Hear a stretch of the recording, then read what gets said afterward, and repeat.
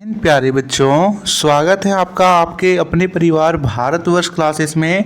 तो प्यारे बच्चों, आप सभी जानते हो कि 2 अप्रैल 2024 को द्वितीय पाली में आपका विज्ञान का फाइनल एग्जाम है और इसके लिए Bharatvarsh classes very very very important questions की सीरीज लगातार लेकर आ रहा है और यह सेट 2 है। यदि आपने सेट 1 वाली वीडियो को नहीं देखा है बच्चा, तो अब जल्दी से जाकर के उस वीडियो को फिर देख लीजिएगा। उसमें भी very very very important questions है। यह सेट 2 है 2 अप्रैल 2024 के लिए मोस्ट इंपॉर्टेंट क्वेश्चंस। तो पहला प्रश्न यहाँ दिया गया है, संतरा कैसा होता है? विकल्प दे रखा है अम्लीय, क्षारीय, उदासीन या इनमें से कोई नहीं। तो आप सभी बताइए संतरा का स्वाद कैसा होता है?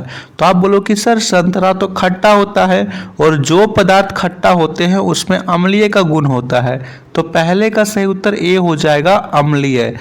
संतरा कहो, नींबू कहो, इमली कहो, चींटी के डंक कहो, है ना, इन सभी में क्या होता है? अम्लीय होता है। दूसरा प्रश्न, एसिड शब्द का क्या अर्थ क्या होता है? विकल्प दे रखा है कड़वा, खट्टा, मीठा या इनमें से कोई नहीं। एसिड शब्द का आपको अर्थ बताना है। बिल्कुल सही बच्चा, एसिड शब्द का अर्थ खट्टा होता है। एसिड शब्द का अर्थ क्या होता है? खट्टा।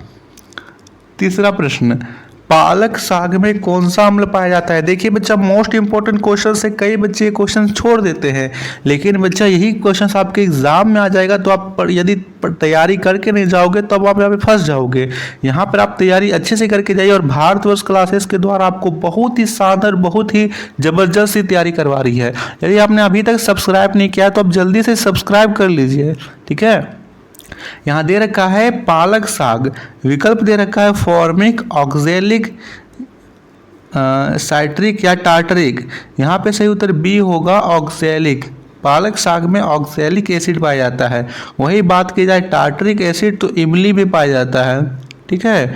और यहाँ पे फॉर्मिक एसिड चींटी के डंक में, और भी नोट कर लीजिए, चींटी के डंक में यहाँ पर फॉर्मिक एसिड पाया जाता है।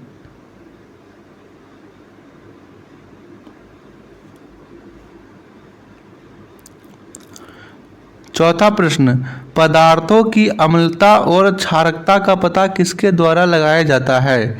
विकल्प दे रखा है विग्तानो, विलियन, सूचक या इनमें से सभी। बताइए पदार्थों की अम्लता और क्षारकता का पता आप किसके द्वारा लगाते हैं? तो हम इसका पता सूचक के द्वारा लगाते हैं। और प्राकृतिक सूचक 3 होते हैं, ठीक है। पहला तो होता है हल्दी, ठीक है, हल्दी होता है प्राकृतिक सूचक। और दूसरा प्राकृतिक सूचक लिटमस पत्र होता है। और तीसरा प्राकृतिक सूचक अड़हुल का फूल होता है। तो नोट कर लीजिएगा, अड़हुल का फूल प्राकृतिक सूचक है, लिटमस पत्र प्राकृतिक सूचक है और हल्दी भी प्राकृतिक सूचक है। पांचवा प्रश्न, लिटमस को किससे निकाला जाता है? विकल्प दे रखा है इमली, हल्दी, लिटमस या आंवला। बताइएगा बच्चा, लिटमस को किससे निकाला जाता है? देखिए यहाँ पर लिटमस नहीं होना चाहिए, यहाँ पर होना चाहिए लाइकेन, ठीक है। यहाँ पर होना चाहिए लाइकेन। लिटमस को लाइकेन से निकाला जाता है, ये आप नोट कर लीजिएगा, लाइकेन।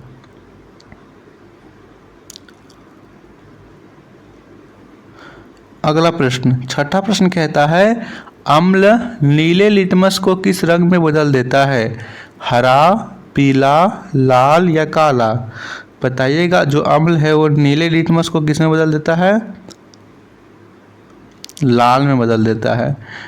लाल में बदल देता है, नीले को लाल में अम्ल बदलता है और लाल को नीले में क्षार बदलता है।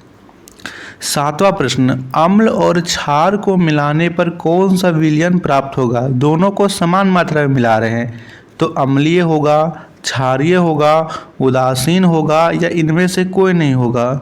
तो सही उत्तर यहाँ पर सी होगा, उदासीन, ठीक है, उदासीन होगा।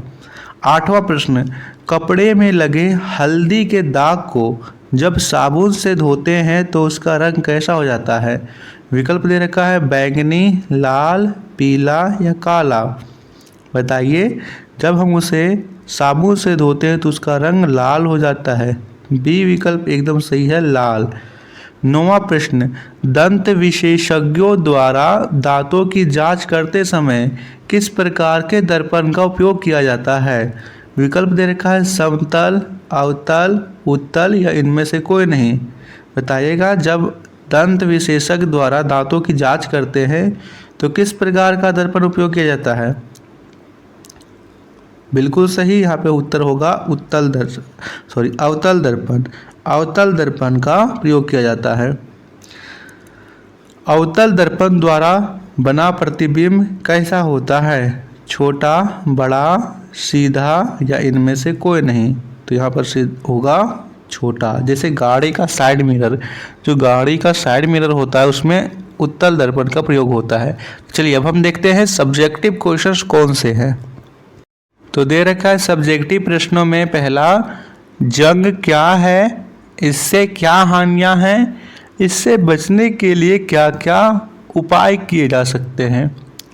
तो सबसे पहले हम लिख लेंगे कि जंग क्या है और इसके क्या क्या हानियां हैं। तो पहला है यहाँ पर जंग, लिखेंगे जंग लोहा नमी एवं हवा ऑक्सीजन से प्रतिक्रिया करता है तो लोहे के ऊपर भूरे रंग की परत जम जाती है जिसे जंग कहते हैं। जंग लगना एक हानिकारक रासायनिक परिवर्तन है। यह लोहे की वस्तुओं को धीरे धीरे नष्ट करता है। यहाँ तक आया बात समझ में? जंग। अब आप समझिए यहाँ पर जंग से बचने के क्या क्या उपाय किए जा सकते हैं। तो जंग से बचने के लिए आप यहाँ पे लिख सकते हो, जंग से बचने के उपाय में आप लिख सकते हो जैसे कि यहाँ पर हो गया लोहे के ऊपर पेंट लगाकर, क्रोमियम की परत चढ़ाकर इत्यादि। दूसरा प्रश्न यहाँ पर कहता है मिट्टी के विभिन्न प्रकारों के नाम लिखें। तो यहाँ पर लिखेंगे मृदा को उसके कणों के माप के आधार पर वर्गीकृत किया जाता है। यदि मृदा में बड़े कणों का अनुपात अधिक होता है तो वैसे मृदा बलुई मृदा कहलाती है। यदि मृदा में सूक्ष्म कणों का अनुपात अधिक हो तो वह मृणमय या चिकनी मृदा कहलाती है और सूक्ष्म कणों में बड़े कणों की मात्रा समान हो तो दुमट्टी कहलाती है। ठीक है। तीसरा प्रश्न, अपघटक किसे कहते हैं? ये वन में क्या कार्य करते हैं? तो लिखेंगे अपघटक वे सूक्ष्मजीव होते हैं जो मृत पौधों और जंतु ऊतक को खाते हैं और उन्हें एक गहरे रंग के पदार्थ में परिवर्तित कर देते हैं जिसे ह्यूमस कहते हैं।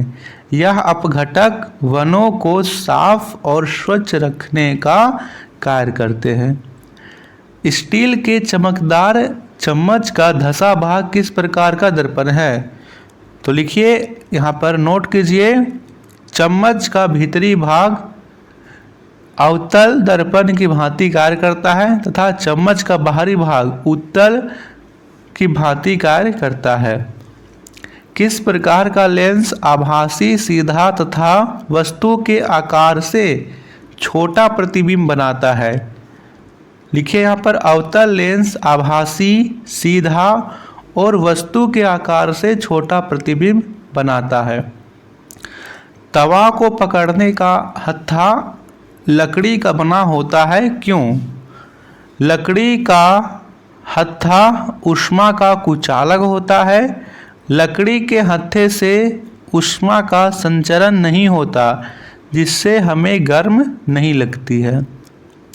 द्विलिंगी तथा एक लिंगी फूलों में अंतर स्पष्ट करें। कुछ पुष्प में केवल पुंकेसर या केवल स्त्रीकेसर उपस्थित होते हैं।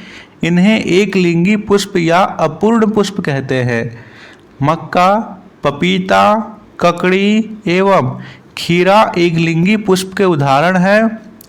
जिन पुष्पों में पुंकेसर और स्त्रीकेसर दोनों ही होते हैं वे द्विलिंगी पुष्प कहलाते हैं। सरसों, गुलाब, पिटूनिया, उड़हुल द्विलिंगी फूल के उदाहरण हैं।